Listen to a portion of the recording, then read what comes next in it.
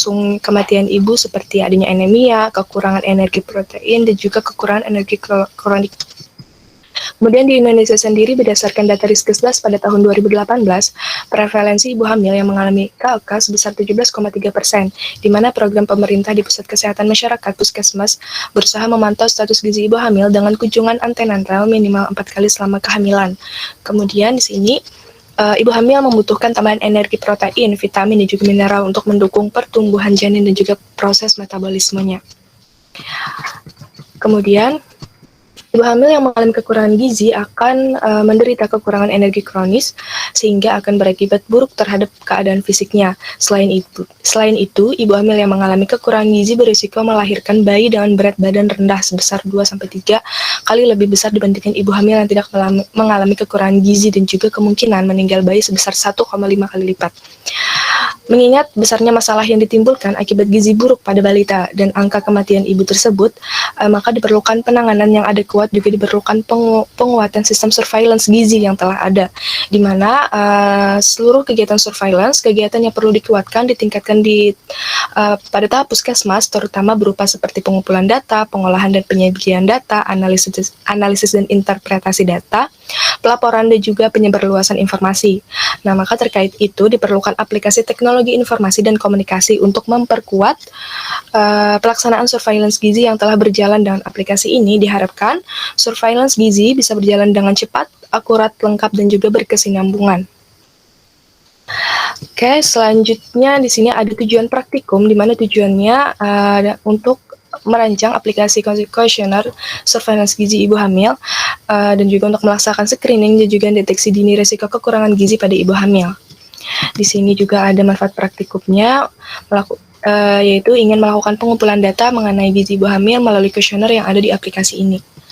Kita lanjut next di dasar teori, di mana ada penjelasan mengenai data dan informasi, kemudian ada penjelasan mengenai manajemen data, kemudian juga ada penjelasan singkat mengenai Apsit, di mana Apsit ini merupakan platform pemenggang aplikasi tanpa kode yang memungkinkan penggunaan untuk membuat aplikasi seluler, tablet, dan juga web menggunakan sumber data seperti Google Drive, Dropbox, Office 365, dan juga platform lainnya.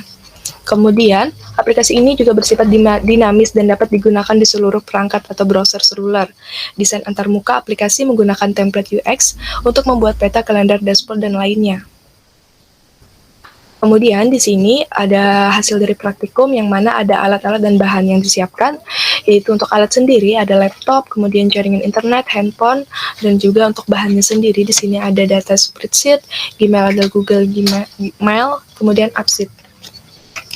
Ya, kemudian di sini ada langkah-langkahnya yang mana terdiri dari persiapan, kemudian pembuatan spreadsheet-nya. Di mana persiapan di sini memastikan jaringan internet yang sudah stabil, kemudian membuat akun Gmail baru untuk penyimpanan aplikasi yang dapat lebih banyak, kemudian untuk pembuatan spreadsheet-nya, di mana pada email ini dibuat sebelumnya untuk aplikasi dengan cara klik Google APPS-nya pada akun Gmail yang telah dibuka dan klik Apsit-nya. Kemudian dapat membuat spreadsheet baru dengan klik blank. Kemudian, di sini untuk tampilan menu Google APPS-nya. Nah, kemudian di sini dapat diberikan nama pada spreadsheet yang sesuai dengan kebutuhan. Di mana saya menamakan di sini adalah surveillance gizi ibu hamil. Ini tampilan spreadsheet-nya yang baru. Kemudian di gambar selanjutnya adalah mengisi kolom yang ada di spreadsheet tersebut dengan sesuai data yang kita inginkan. Kemudian sesuai penamaan pada sheet yang agar memudahkan dalam pemindaian datanya. Di mana di sini saya memasukkan ada nama, kemudian usia kehamilannya, kehamilan keberapa, jumlah anak keberapa, kemudian pendidikan, pekerjaan, nomor telepon, alamat, dan juga titik lokasi. Nah, di sini bisa kita masukkan sheet mengenai data diri responden. Kemudian next, pada ini sheet pilihan jawaban, di mana ada pilihan jawabannya itu ada trimester pertama, kedua, dan ketiga. Kemudian untuk pendidikannya di sekolah, SD, SMP, SMA, diploma, sampai S3. Kemudian di sini juga ada pekerjaan, ada wira swasta, PNS, ibu rumah tangga, dosen, bidan, buruh, dan lainnya. Kemudian ada pilihan ya dan tidak, dan juga ada pemeriksaan di mana, yaitu apakah di posyandu, bidan, dokter, puskesmas, atau yang lainnya. Kemudian kita di sini langsung ke data validation. validasi, di mana di sini untuk memvalidasi datanya. Data validasi di sini bisa langsung diklik show drop-down-nya, kemudian show dan juga di save di bagian tombol kanan bawah.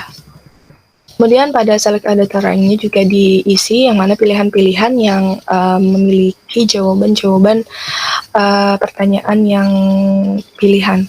Jadi bisa dimasukkan di select data range-nya.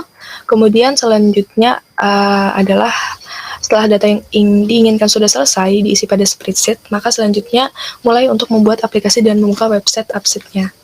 Kemudian untuk pembuatan aplikasi sendiri di sini kita bisa langsung akses melalui www.upsheet.com. Kemudian setelah sudah masuk di halaman tersebut, klik Start for Free.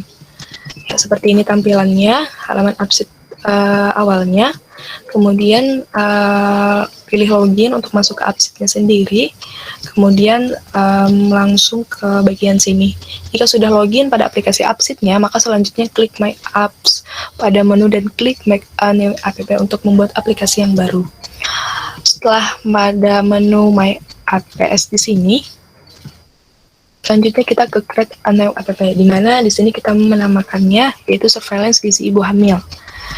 Kemudian setelah masuk pada aplikasi Upsheet-nya, kita klik menu data dan klik data yang telah dimasukkan, di mana klik view column untuk menyesuaikan jenis data dengan variabelnya. Nah, di sini kita sudah sesuaikan tampilan menu kolom untuk menyesuaikan jenis datanya. Di sini ada sudah kita sesuaikan tipenya apa. Di sini ada data diri responden yang tadi sudah terdiri dari nama, usia kehamilan keberapa, jumlah anak dan pendidikan keberapa. Kemudian di bagian sini centang require pada menu kolom, di mana di sini untuk pilihan-pilihan jawaban yang memang harus diisi oleh responden. Setelah itu, jika ingin menambahkan tabel baru pada Upsheet, maka pada menu data klik new tabel, kemudian select a source untuk memilih spreadsheet yang ingin ditambahkan dan select a worksheet untuk memilih sheet mana yang ingin ditambahkan. Di bagian sini, new tabel untuk menambahkan sheet baru pada Upsheet-nya. Kemudian selanjutnya di bagian sini memilih sheet yang ingin ditambahkan. Tadi sudah beberapa sheet yang sudah seperti data diri, kemudian pemeriksaan, dan juga status gizi ibu hamil. Ini juga menyesuaikan tipe variabel yang sudah ditentukan pada bagian kolom.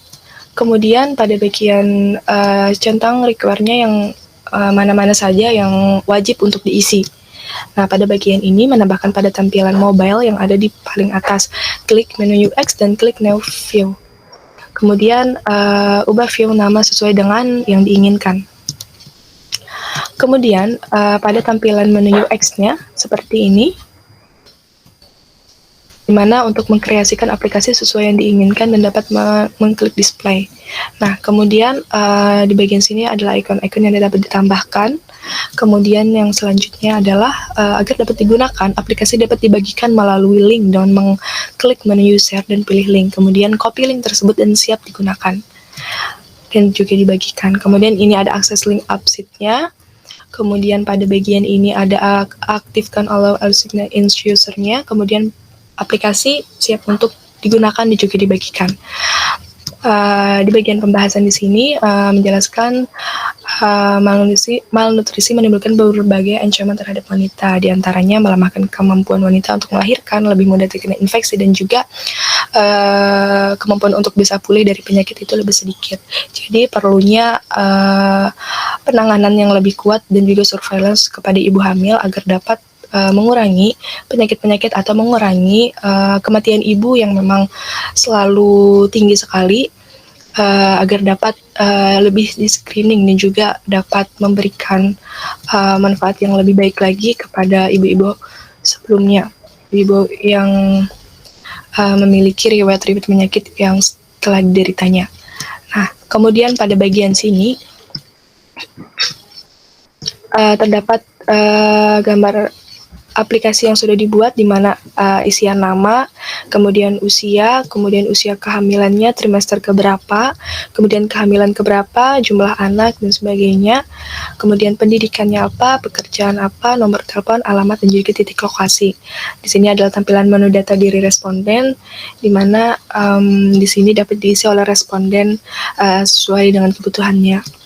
Kemudian lanjut lagi di bagian sini ada menu mengenai pemeriksaan kehamilan, yang mana tadi di sini ada nama ibunya, kemudian tinggi badan, berat badan, IMT, kemudian lilanya, kemudian ada IMT, kemudian tekanan darah, golongan darah, dan juga hemoglobinnya. Nah, kemudian di bagian selanjutnya yaitu ada menu pemeriksaan kehamilan, di mana pada pemeriksaan kehamilan ini pertanyaan-pertanyaan yang memang harus diisi oleh ibunya sendiri, seperti apakah ibu rutin melakukan pemeriksaan kehamilan, kemudian di mana ibu melakukan pemeriksaan kehamilan, kemudian apakah selama kehamilan ibu pernah mengonsumsi tablet tambah darah, kemudian jika tidak mengapa. Jadi kalau untuk pertanyaan itu tidak diwajibkan. Kemudian apakah ada keluhan yang dirasakan selama kehamilan ibunya, kemudian apakah selama kehamilan ibu pernah mengonsumsi vitamin A, sampai ke pertanyaan terakhir, apakah ibu menderita anemia kekurangan sel darah merah. Nah, jadi di situ dicangkup beberapa pertanyaan yang memang wajib harus diisi oleh ibunya agar dapat memantau status gizi seorang ibu hamil tersebut. Nah, kemudian bagian sini kesimpulannya yaitu kekurangan gizi merupakan spektrum gizi yang berhubungan dengan gangguan, kekurangan dan juga kondisi retardasi pertumbuhan intrauterine, malnutrisi, energi protein dan kekurangan zat yodium, kekurangan vitamin A dan juga defisiensi besi anemia. Dampak gizi buruk ibu sebelum dan selama hamil dapat menyebabkan pertumbuhan janin terhambat, berat badan bayi lahir rendah, gangguan pertumbuhan dan perkembangan berbagai organ vital bayi serta meningkatnya risiko kesakitan dan kematian bayi. Kemudian berdasarkan hasil praktikum mengenai pembuatan aplikasi manajemen data untuk surveillance gizi ibu hamil ini, dapat diambil kesimpulan untuk memudahkan tenaga kesehatan ataupun orang-orang yang memerlukan data tersebut untuk memantau dan mendeteksi dini jika terjadi kekurangan gizi pada ibu hamil, sehingga pemantauan ibu hamil sangat diperlukan agar dapat mencegah dampak dari kekurangan pada gizi ibu hamil dengan menggunakan aplikasi ini. Nah, pada bagian sini terdapat lampiran. Mohon maaf untuk lampirannya, mungkin ini terbuka yang sebelumnya. Jadi untuk laporan yang baru ada lampirannya dan juga ada isian data yang sudah terisi oleh responden. Mungkin itu saja Ibu yang dapat saya sampaikan, lebih dan kurangnya mohon dimaafkan. Saya kembalikan ke Ibu Hadrianti. Terima kasih banyak.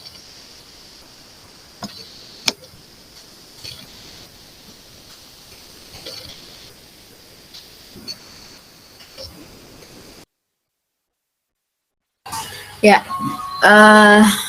oke. Tadi Helmina sudah presentasi. Untuk temanya tadi bisa dipertegas kembali. Inggih Bu, pada bagian tema Kak Bu. Inggih.